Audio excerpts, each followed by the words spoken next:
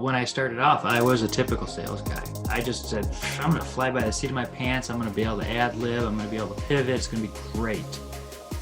And then I got kicked in the face. Welcome to the Meaningful Work Podcast, your source for ideas, inspiration, and tools for unleashing your best, most fulfilling work yet. Now, your host, Josh Schneider. Oh, welcome to the show today. Today's guest, Kevin Sidebottom. Now, I've known Kevin for quite a few years. I was speaking at an event for the company that he worked at the time. And we were simultaneously going through an educational program together on how to speak, how to train. And so we have built this relationship over the past few years. And I was excited to have Kevin come on because not only has he written a book about sales, but he is a man that when I think about him, I think about discipline, precision, activity, and consistency. That just goes to show I lack some of those things. And so I am excited to bring him on to get to talk about his process, to get to talk about how he overcomes and how it is that he gets breakthrough in sales. Kevin, welcome to the show. Thanks for having me, Josh. Absolutely. So, what we're here to do today, talk about your job, your role, your book, some of the challenges and how you found ways to overcome them. Want to know how you stay productive, what kind of systems you have when you truly want to get breakthrough.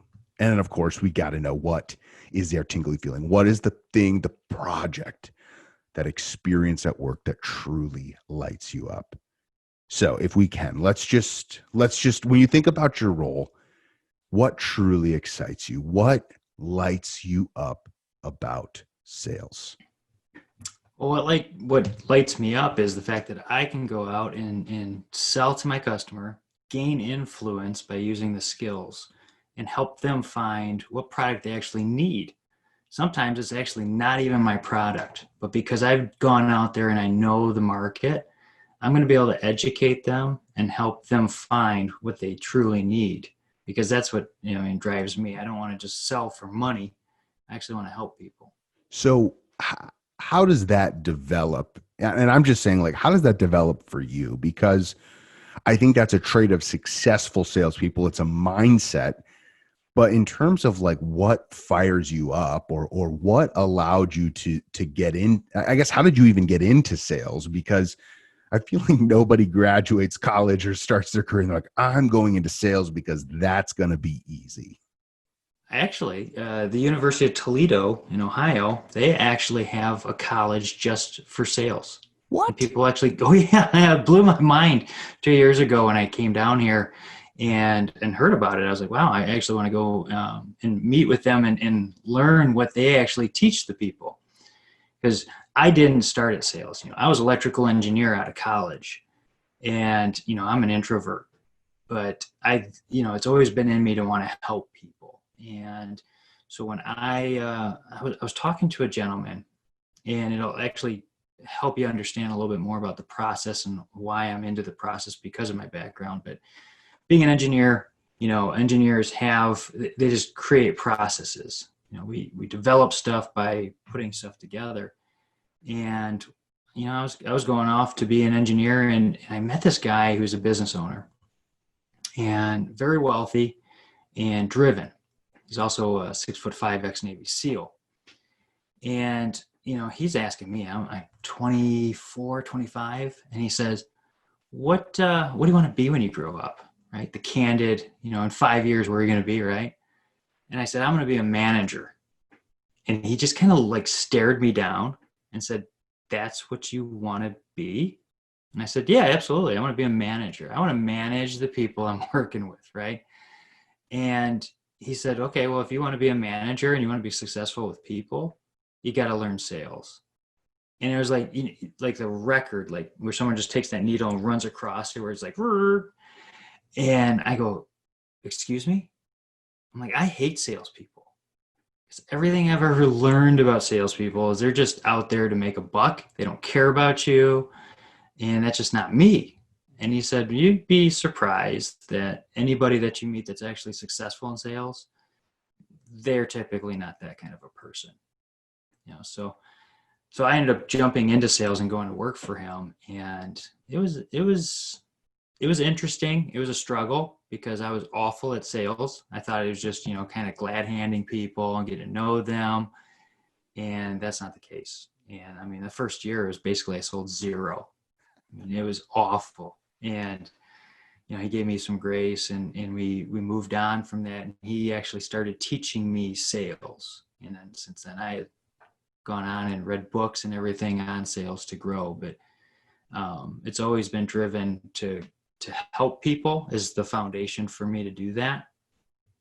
So when you talk about, you said it in a sentence, I sold practically zero for a year. That means you woke up 365 times, give or take, and knew in the back of your mind that you were failing at your job to some degree. Mm-hmm. If you could go back to those moments, what was either the story you were telling yourself or what were you thinking? Because I mean, at some point, zero is zero.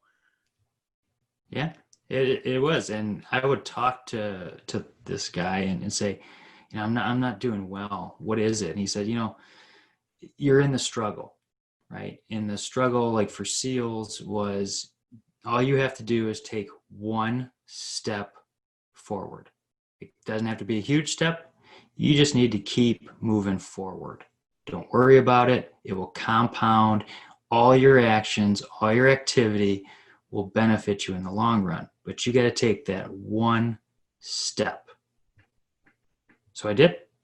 So I kept moving, and I'm a grinder. I'm not the smartest. Like I graduated as electrical engineer, and everybody goes, "Well, you're smart." I'm like, yeah, my GPA was like a 2.5.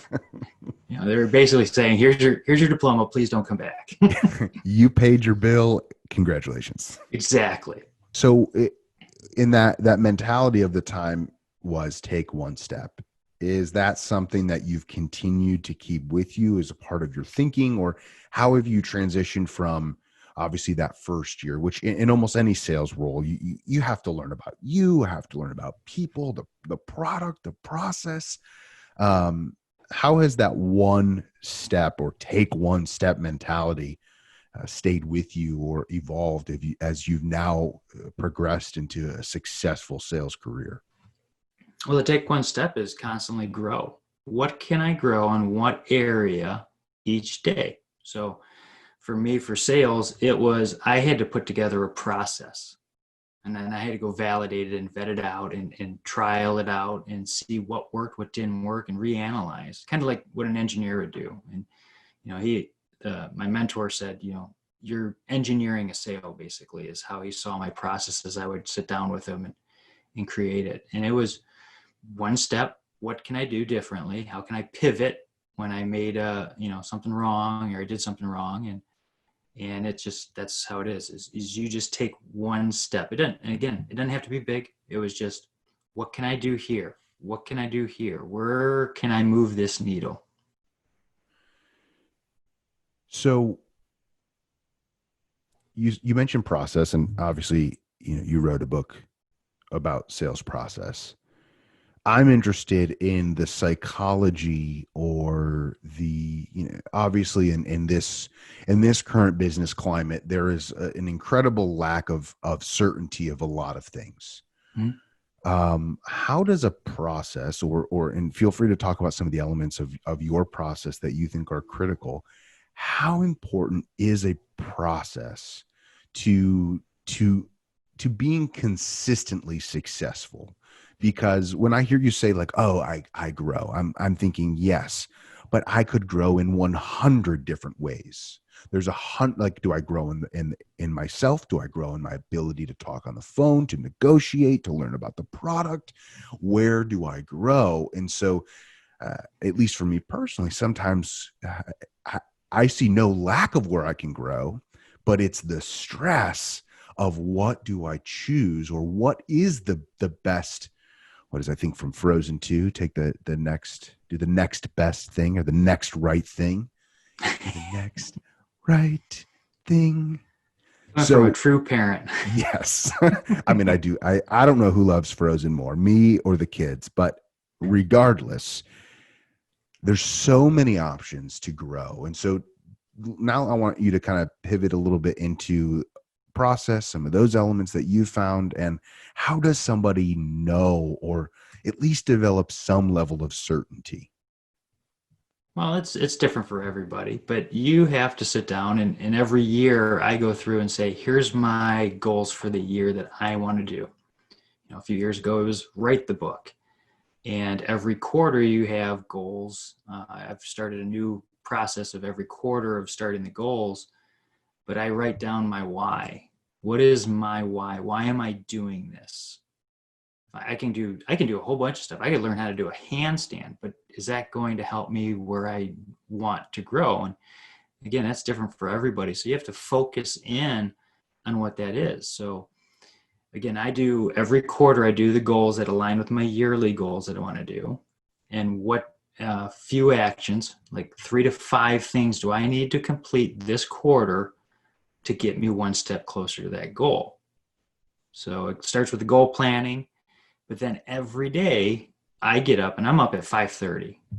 By 2:00, I'm actually starting to fizzle out for my brain power, and I'll have to start working out to get some more energy levels. But like 5:30 in the morning, I am on fire, and my mind wakes up and I go. I don't even drink coffee. If you saw me with coffee, I'd probably be like one of those chipmunks running across the yard. But I start off and I read every morning. I started off a process a few years ago that I wanted to read 12 books a year. I read 10 pages every morning, because if you read 10 pages every morning, it's about 300 pages a month. Well, 12 months, you can do 300-page books. So pretty much you can do 12 books a year. So I do 10 pages every morning. I also read my Bible, and I do my prayer, and I get my mind right. I also do, it's called the Fear Boss. And that kind of takes the goal setting even further. And it's, what 3 things can I do today to achieve my other goals? So you constantly keep focusing on those goals that are important to you. And I do that Fear Boss. And, it's got the 3 goals plus some I am statements, because you want to feed your positive mind, right? They always had, there's people that talk about the negative mind and the positive mind, or which dog are you going to feed, right? So you want to, set yourself off right. So I start with that. And I also started journaling this year, started in January, and I'm doing a 5-year journal. So on every day, it's actually got little lines, and you just kind of fill it out each day as you go through the year. The next year you come one line down and you fill in that line. And that way you'll be able to see where you're at, because you got to see progress, right? That's why they say, like on Beachbody, you want to take pictures of yourself every 3 weeks, because you want to see the difference, because you won't see that every day to day. Okay, so you're laying out some strategies. And working on that. You're laying out some strategies that have worked for you. And, as we were talking about before I hit record, I'm in the process of trying to rewrite kind of how I operate. And when I'm hearing you say these things, I'm hearing minutes adding up, to write a little bit, to read 10 pages, to do an exercise around Fear Boss. What's the narrative going on in your head? And obviously you've taken a very calculated approach to how you've developed, how you set yourself up. Do you ever question the amount of time? It kind of reminds me of when Abe Lincoln said, if you give me 6 hours to chop down a tree, I'm going to spend the first 4 sharpening my axe. In this world of push and go and just hustle, what you're talking about feels counterintuitive. So I'm curious, what's the story in your head, and where are you at right now? I mean, maybe that's not where you were when you started, but where are you at right now in how that time, like, is that time just absolutely critical? Like, instead of 5:30, unfortunately, you wake up at 6:30, like, does that time still happen? Or What's the story in your head, and what is it that you're thinking about in terms of the importance of that time? Well, you got to set your day off, right? You have to plan your day. If you don't plan your day, you're just aimlessly walking. If you want to go on a trip, you need to go plan out where you want to go. You don't just show up, right? No one just shows up and expects to have a great time. They want to go experience things. When you show up to be a keynoter somewhere, you're actually planning out your talk. When you're doing your podcast, you're doing this. The story that I have is what really flipped my mind on this was this Navy SEAL, right? He's 6'5", very intimidating guy. He was actually in SEAL Team 6, which is like the elite of the elite, right? And I asked him, I go, what's the secret of SEALs? And he said, there's no secret. We just follow a process. If that's the case, I'm going to set up a process that I can do every day that's going to move me forward. And I apply that because I'm just kind of disciplined just to, that's how I'm going to move forward. I'm going to put a plan in place that aligns with what my goals are so I can keep moving forward. And that's, it's like 30 minutes. I can break it down in 30 minutes and have it done. My mind actually wakes me up sometimes as early as 5. Sometimes I wake up at 6, but that's the first thing I'm going to do. And if I were to miss it by a day, and once a month, maybe I do miss it and I forget to start it, I actually go back downstairs and say, no, I got to refocus. So I start it because I got to have a plan.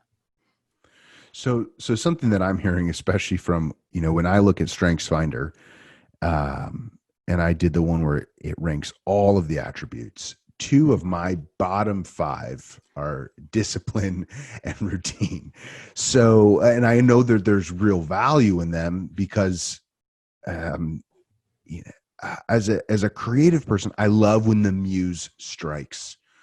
But a couple years ago, I realized I cannot be at the mercy of the muse striking. And so therefore I need to build in some patterns. And so I love what you're talking about. And what you just said was very interesting. If I get into my day and I realize there's 2 things I want people to miss. One is when you said in the afternoon that you go and you work out, and that's you changing your state. Like that's just, it'd be easy to go get a snack or some additional food, coffee with sugar that would spike you and make you feel temporarily good. But what you're doing is you're building healthy habits and in reality, altering your state and releasing all these chemicals. So that is just, and so many people are going to say, I don't have the ability to do that. Well, you can do some squats, you can go for a walk. Like it doesn't have to be full on gym. But you said, if I miss it in the morning, which doesn't happen often, I go back down and I refocus.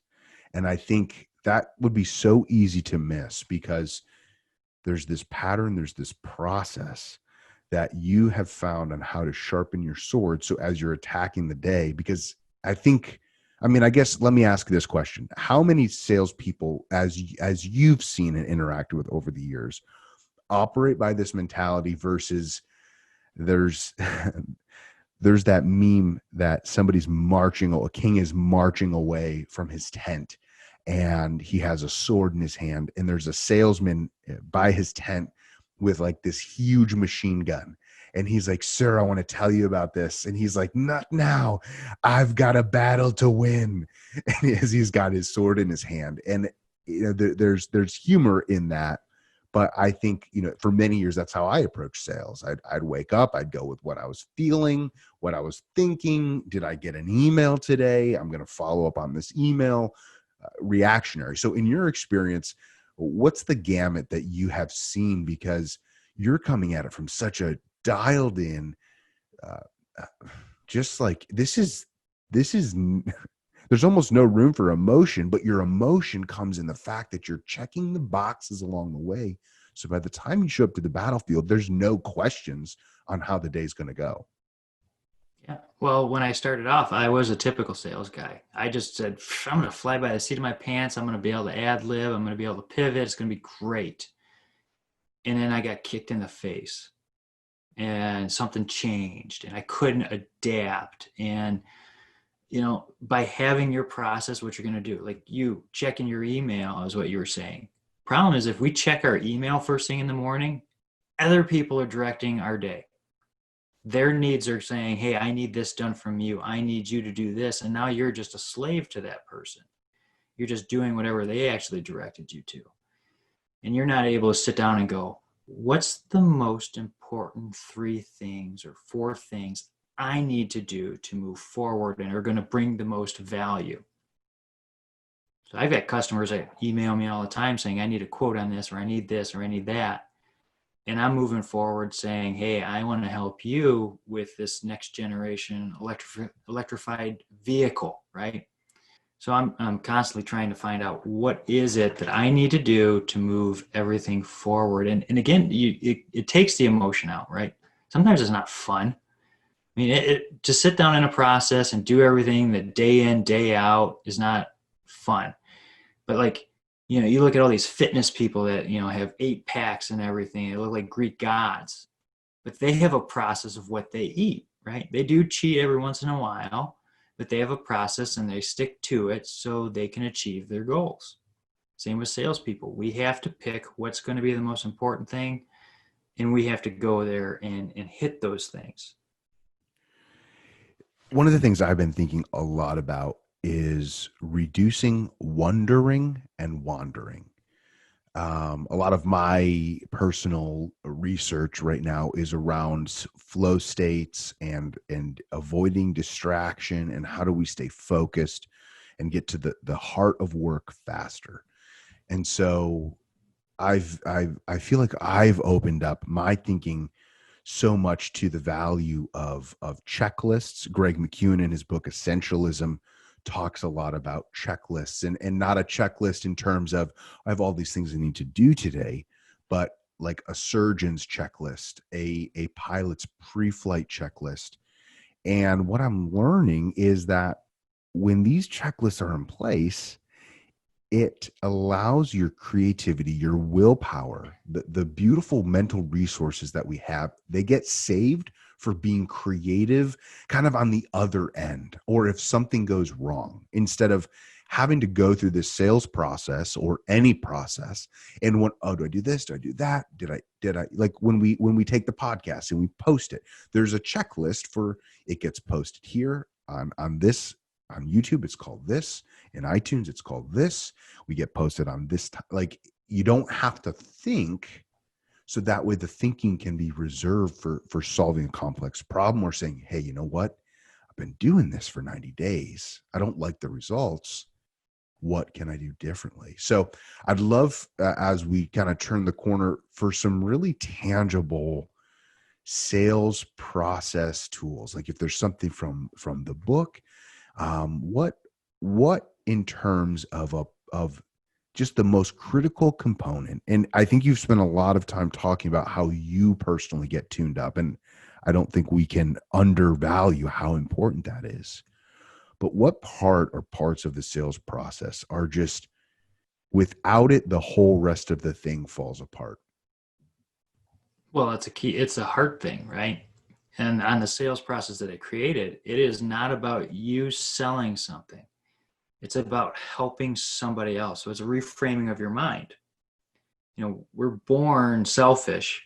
So you actually have to flip that script and actually want to help somebody. But before we jump into like the sales process specifically, those checklists you talked about, they're there to help you work through it the first few 5, 10 times, but you want it to become such a habit and a behavior that you don't even have to think about it. Again, it goes back to what the Navy SEALs do. They practice, so they can walk in, nothing surprises them, and they can keep moving. That's why they're so efficient. That's kind of what a process really does for you. So, my sales process book that I created was basically to walk you through the 5 buying decisions a customer has to make. And the number 1 buying decision, and most important, because it's like the base of the whole deal. It's like when you build a house, you don't build the roof first, you build the foundation and then the walls, you kind of work your way up. And it's basically of taking that salesperson and saying, how are you going to help them? What can you do to help them figure out what they need? because the first buying decision that a customer has is the salesperson. Products, are pretty similar, but how many times have you said, I had such a great experience at this restaurant, you got to go see this server and have them take care of you, or go to this place, this sales guy will help you find the right car. I mean, that's what you really want. You don't want to be a commodity. I actually spent a little bit of time in purchasing, in an organization, to understand how, purchasing functions. Their job is to safeguard the company for cost, but they try to turn everything into a commodity. That's their soul of their job, is to bring costs down, make everything a commodity, everything equal. As a salesperson, you have to identify yourself as being the differentiator, and how can you differentiate your product and everything. So it's focus on them, understand how you can help them. That is the key ingredient of everything. And any successful CEO, that is the key ingredient. Interesting. On episode 1, we actually had a procurement agent as the guest, and he said the thing that fires him up is protecting the margin. And that's his tingly feeling. That's the driver behind why he does everything that he does, and has to get into these uncomfortable situations. And so that, if you can understand that that's where somebody's coming from, you're never going to want to compete solely on price. And so when you can get into that mindset, so beautiful, even that you walked through that. So you brought up, a server at a restaurant, which I did for 10 years. And totally, right? There's nothing I hate more than when you ask a server, like, what's good, or what do you think about that? And they give you an answer that points towards the most expensive thing on the menu and says, oh, that's really good, or, oh, that's really popular. Those kind of answers are, or they're like, the cheese quesadilla. And it's like, well, obviously flour and melted mozzarella is delicious. Like, I understand that, but what is actually good? Oh, well, that's popular. Well, I understand that the chicken Parmesan is popular. Listen to what I'm asking. And I will say, there was a restaurant I worked at, and potentially the best item on the menu was the most expensive. And I almost never recommended it. And if I did, I ensured that they knew why I was recommending it, because I would have already asked a couple of questions. What are they in the mood for? And if they're pointing towards this, or I'd say, well, have you ever ate at one of our competitors? And I'd say, have you ever been to Baco? They're like, oh yeah, we love Baco. I'm like, what's your favorite dish there? And they would tell me, and I would try and match it in to give them a need, or meet that need. However, in my mind, we're talking about a $20 to $100 transaction, right? We're not talking about hundreds of thousands or millions of dollars in transactions. And so when you're in that process, especially you need food on the table to eat at home. So there's part of you that needs this sale. So I'm hearing you say, we have to be value focused. We have to do what's right for the customer. We have to find out for the needs. But at the end of the day, if I need money to eat, how do you balance, or how do you broker those emotions, especially when in your head you're like, this is a big number? Yeah, well, you said it right there. You want to answer their needs. So you're going to ask the needs analysis questions, because you want to understand, first of all, that you're going to align with what the customer has. Because there's nothing worse than having a bad customer, especially when you were a server, right? You knew the bad customers, and when they came in, you were going, oh God, this, and you had to pump yourself up and get your game face on to go serve them. Case in point, where you were talking about, you would sit there and try to pair up what, they ate at another restaurant. Here's something to switch that is, here, they do, at that restaurant, they do this really well. Here's what we do different. Now you're differentiating yourself. Same thing, as you're trying to differentiate yourself to not be a commodity, as you say, here's what we do different. They do great stuff. And you always want, because the person's there, the customers bought from them. You never, especially if it's true, right? Like if it's true, well, I'm losing credibility if I say, oh, that's horrible. Exactly. They're like, you don't know what you're talking about. Yeah. And you never tell the customer they made a bad decision. far too many salespeople do that, and they're like, well, I know everything, and what you bought was total junk. Well, now you just told the customer he doesn't know what the heck he's doing. And I don't know about you, but when I'm a customer, someone tries to tell me that, it's like, yeah, have a nice day, man. It was great dealing with you. But, so understanding the needs, because when you start understanding the customer and really focus on the customer, you're going to understand if you're going to be able to help them, what product that they truly need. And, they come in for, the chicken Parmesan, but they actually really want the filet mignon. You can upsell them, right? But there's no problem upselling them for that. You want to help them find what they need. And maybe they don't want the same thing that the customer or that the competition had. They actually are looking for some other taste. And you got to ask them, do you like this? Do you like noodles? Do you like, Italian, or are you a steak guy? Do you like potatoes, or do you like broccoli? No one really likes broccoli, but what do you really like? And you're going through that needs analysis portion of that. And that's in the first buying decision, is when you start asking those kind of questions, the customer actually leans in and says, how can you help me? Because they get three questions. Do I like you? Do I trust you? And how can you help me? And if you can't answer those, you're not going to get the business. You're a commodity, they're moving on. But doing that needs analysis, which there's tips and tricks in my book on how to do that well, that associates with your products. Most salespeople sit there and go, I got all these features and benefits, and you kind of do a shotgun approach, how it's like a big wide pattern, and you're hoping something sticks. And it never does. But now if you start asking the right questions and the person goes, yes, I need that. And you ask this question that's part of your benefits, and they go, yes, I need that. Now you're able to walk them through it, and you can help them. It's almost like when you receive a gift, birthday, Christmas, and you open it up and you're like, oh my gosh, I didn't even know this thing existed. Mm-hmm. And when the gift is so personalized, or so, it fits into a need that you knew you had, or maybe 6 months ago you mentioned something, and then you open this gift, and it's like the gratitude is overwhelming, because it's like, wow, you know me and you get me.